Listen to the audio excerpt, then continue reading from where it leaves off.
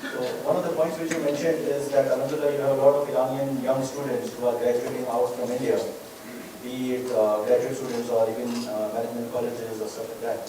So our next generation is discovering it not in the classical traditional sense, but in memes and Facebook and Twitter forwards and stuff like that.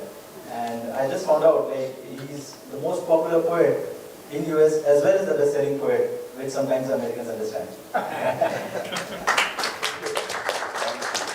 We graduated from India.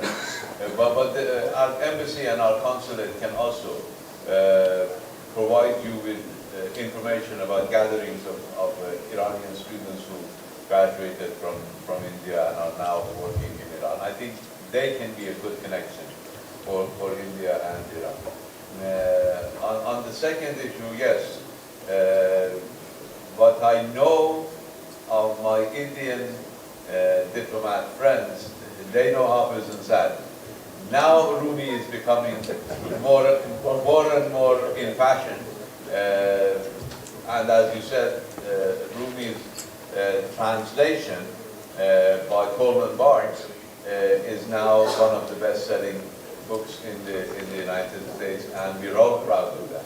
Export to Iran has significantly reduced because they are actually importing the goods and they are actually using the Indian goods, that we have the direct exports to Iran.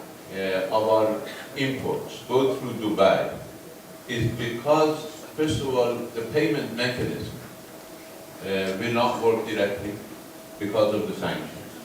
And secondly, paying in dirhams or paying in dollars and euros through Dubai is cheaper for us than paying in rupees. As some of the friends mentioned, it is up to 30% cheaper to buy a product paying in dirhams and US dollars and euros than paying in RMB or rupees. This is a problem that we're facing. We need to address that problem. If we want to be able to use our own currencies, if we want to be able to break this hold of US dollar on global economy, then we need to treat our own currencies as valuable. I think that's the answer. Still, I don't know whether your company, but a lot of Indian and Chinese companies provide a better discount when you give them US dollar or UAE dirhams or euros instead of RMB or rupees. Excellency, in fact, all the benefit which flows for a normal transaction in dollars flows to such transaction. The only issue which may make the difference is that if you're invoicing in a foreign currency, then at times you get the benefit of foreign exchange fluctuation, which may not be the case in rupee, except for that factor. But in that case, you are insulating against the fluctuation also.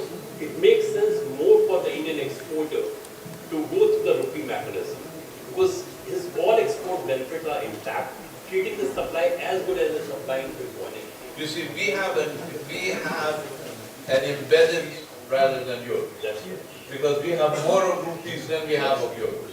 But they don't ask for it. This is the problem.